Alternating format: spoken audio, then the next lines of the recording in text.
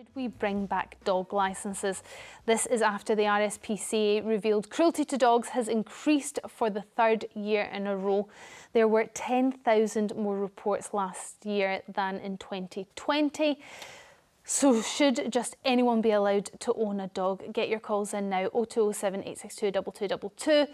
Now, it's not just cruelty to dogs, of course. Today, the police have just captured 2 dogs suspected of being involved in the death of a man in Birmingham on Wednesday. Yesterday, a man was jailed after his dog killed another dog, and it feels like there are similar headlines every week.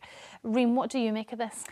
Yeah, it's really difficult, and I think that actually looking at these particular situations, of course, we know that the XL bully, those particular breed of dogs, actually does have a huge impact on those particular people, and there are people that have actually lost their lives as a result of it. I would blame the owners, and I think that actually we've got to be taking personal responsibility for those particular behavioural incidents.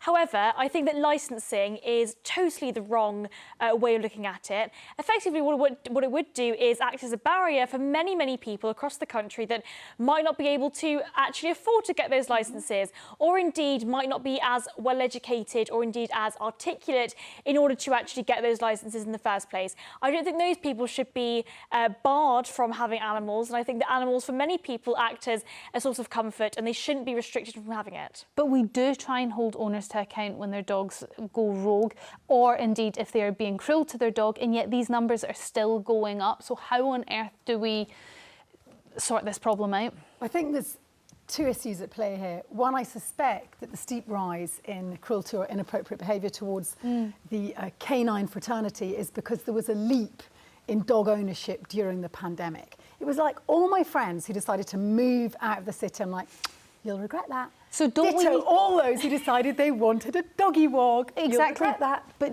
don't we then have to put things in place that make people think twice about actually buying a dog in the first place? Because it is not just a simple decision. It's not an easy decision. But I don't necessarily believe that having to acquire a licence would deter people.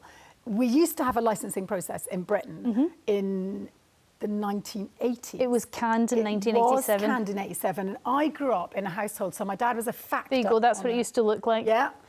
So my dad was a factor on a rural estate, which meant we had 5 collie dogs. We also ended up with a mixture dog, as Mum called it, Chocky, because somebody left it behind in one of the estate's holiday cottages. And then she taught the dog how to do tricks, so it's great for pocket money as kids. We'd, take him out to do tricks. But we never had a licence. Do you think we had 6 licences for those dogs? I was trying to find it this morning, but it's back at home, a picture of all the dogs in the back of the car. My dad was dog obsessed. He said years before he married Mum, when he was watching his collies, run around, he said, I will only marry a woman when I find one I love as much as my dog. Oh, well. Yeah, they got married late. Quite a compliment to your mother then, lucky her. Absolutely, huge compliment. And this actually comes back to that point, right, that actually a lot of the time licensing doesn't work because people just refuse to get them and they'll buy dogs illegally. I mean, the illegal market would absolutely boom as a result of a new licensing measure. But illegal, even that word, it's like another thing that puts us the wrong side of the law.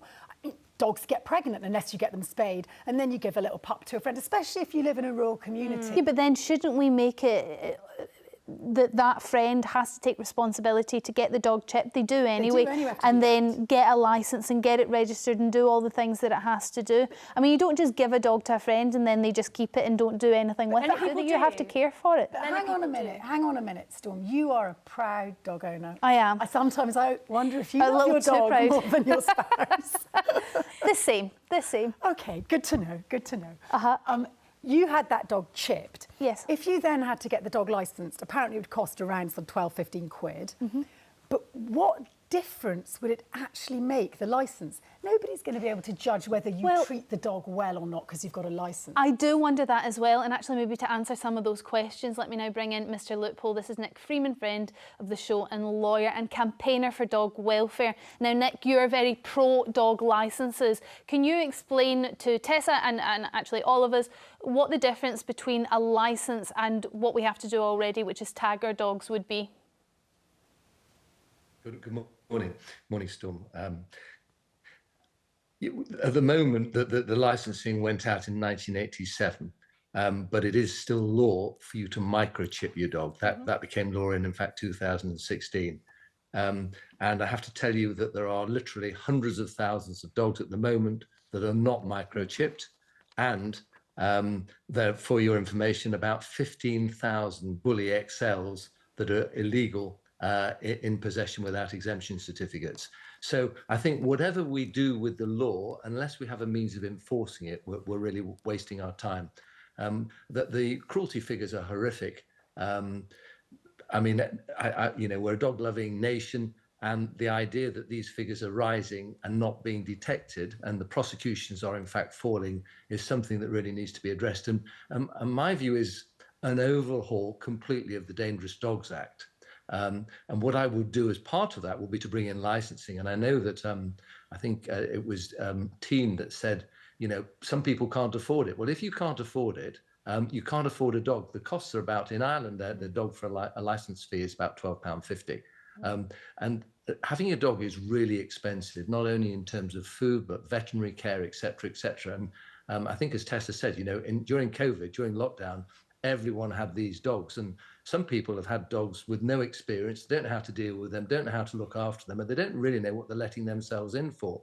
So what I would suggest is a new Dangerous Dogs Act. I think the idea of breed specific doesn't really make sense, but with the exception probably of the Bully XL, because they are so powerful, so lethal, that even you have an experienced owner, they can't really deal with them. Coupled with that, I would bring in dog wardens, because without that, without the inside knowledge on the street as to who has what, it just doesn't work. And we have these ridiculous non-compliance statistics, and it makes the whole thing academic and a waste of time. Okay, Nick, stay with us. Sorry, I just want to... Can I just say very quickly? One of the benefits is to raise money, because at the moment there's no funds coming from government, central government or local government. Most dog-related matters are from charity, and we need to raise some funds to increase education and help the welfare of the dogs, and that will be a distinct advantage in having dog licensing. Well, that's a very good point, actually, and there's lots of dog fouling, for example. There's lots of issues that crop up when it comes to dogs, and actually maybe even if it was just a tax on dog ownership, whether that might actually be a good thing so the government has more money to solve some of those issues? Unfortunately, Storm, I'm of the view that the government tend to spend our money rather poorly, and I think that this is applicable to this particular situation as well. I think that any kind of additional tax on dog owners would be absolutely ludicrous. The money probably wouldn't be used in those particular situations. And actually, I think the RSPCA is a great example of a private charity that has done incredible work without the support of government. OK, I'm going to go to calls. Maxine from Dorset, what's your thoughts on this? Do you think we need to bring back dog licences? Yeah, I mean, I've got a dog. I love him to bits. I wouldn't mind paying a licence. Yeah, I think we should. What benefit do you think it would have? It's great to hear you wouldn't mind paying it, but do you think it's going to reduce the amount of cruelty to animals? Do you think that it's going to reduce the amount of fatalities caused by dangerous dogs? You know, why would paying £12 help any of those situations out? Well, I think there should be more checks on people before they buy dogs, and to see if they've got a history of cruelty before, and disallowing people like that to buy animals full stop. But Maxine, how would you do that? How would I be able to judge, heaven forfend, whether Storm was cruel to her dog? By having a precursory glance into her house via Instagram, perhaps? Or maybe asking her to come and meet me for 5 minutes? And how, if we're seeing the licensing as a money-making scheme, would we make that cost-effective? 12 quid, and I'm meant to make an assessment on whether cruelty to animals is occurring.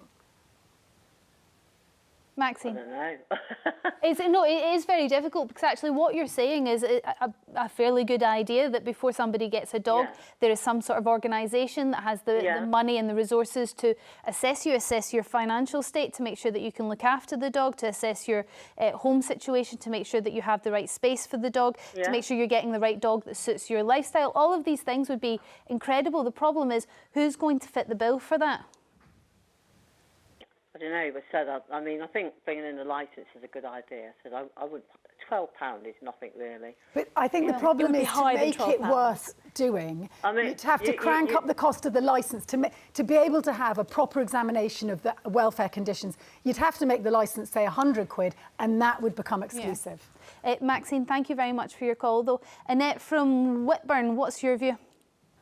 I think there should be a licence, but I think it should go the same way as you get a driving licence or a licence for a gun. Anybody who gets a dog should go through a training, then they should have an exam, then get the licence, then it should be insured, and the licence should be more than 12, because if you get a dog, even from a rescue, right, it costs more than £12. And I think at the minute, it's so easy to get pets. I mean, I've had dogs all my life. And the last dog was a dog that the person didn't want, and he was psychotic with other dogs because he hadn't been trained or nothing.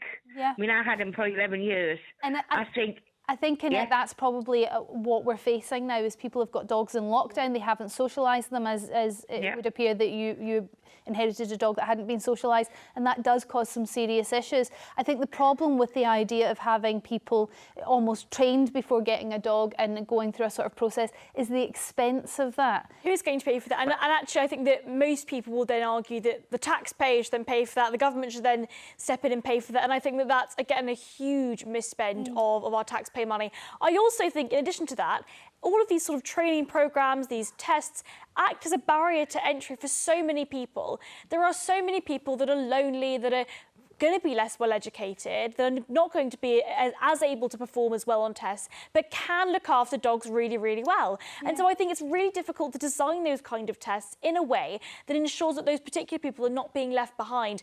I actually think that these kind of barriers to entry would prevent so many people from being able to access having a dog. Nick, what do you say to that? Well, no, I don't think so, because I'm disabled, okay, in a wheelchair. Yep. And I could do it. And I think that if you got a dog, no matter what, right, if you really want a dog, you would save up, right, for that amount. And I think the owners, if you want a dog, you paid, because you've got to save up to buy a car. And I suppose a lot of people will be thinking of, for example, homeless people who are on the street. A lot of them find a huge amount of comfort in their animals and the company that brings them. Now, they wouldn't be able to afford a licence. They certainly wouldn't pass any of these registration tests, but it means a huge amount to them. And for some of them, really keeps them alive. And would we want to stop them from being able to own a dog? But there are charities, right, that gear towards homeless people who have got dogs. Yep, and vets as well that volunteer. You're not wrong on that, Annette. Thank you very much for your call. I just want to put that question to Nick, though. When we think of a licence and we think of making payments and maybe even passing tests in order to get that licence, you are restricting people who may want to own a dog, and maybe fabulous dog owners, from having one, because they may not pass these tests. I think it's a good idea to restrict people from having a dog. I don't think everyone should have a dog. I think that's one of the reasons we need dog licenses, to be selective, so that tests, for example, do you have an antecedent history? Is it in relation to cruelty to people or animals? So we've got too many dogs. So I think limiting it is actually a good thing, not a bad thing. In terms of people who are homeless, well, as your previous caller said, there are charities to help them. And it's always up to the discretion, in my view. It will be the local authority, the local council, who would determine whether that person was fit to have a dog. And many councillors are very, they're kind people, and they realise, yes, all right, you can't afford it. We're going to raise the money ourselves from a charity. And that'll pay the licence fee. The dog will be microchipped. We're concerned here with the welfare of the animal. More so, this discussion is about the welfare of the animal more than the welfare of people. There are many other, if we start talking about welfare of people, well, that's a separate argument. The prime concern here is, how can we make sure our dogs are responsibly cared for, are looked after, are not being cruel, and are not causing danger to other people. And that's the priority. And if you put that in the hands of local authorities, I think they can deal with that quite sensibly. It's interesting, Nick, when you said that not everybody should have a dog and we should restrict the numbers of people being able to access dog ownership, both of you sort of laughed at that. I'm just wondering, Tessa, why? Well, not laughed. Do you not think that's a good man's idea? best friend. It flips the equation, and quite rightly, Nick has provoked us to think differently about the equation, which is my need or your need for a dog. And not the animal's needs I themselves. would like to suggest, Nick said it shouldn't be breed exclusive. You know, XLs are a category unto themselves and you require a licence now for them. But I think it actually should be breed specific. I've seen my mother, her physical needs increasing, and therefore the kind of dog that she's able to manage actually be reduced. And I do think that perhaps licensing should apply, if you're going to introduce it, to larger breeds. Anyway, they tend to be more dangerous. So your Alsatians, your bulldogs, for instance. A Chihuahua, I mean, arguably, if you're going to license a Chihuahua, I need to license my cat. But this is the point, right? And it may just snowball into that. You That end may be up a in situation we find ourselves.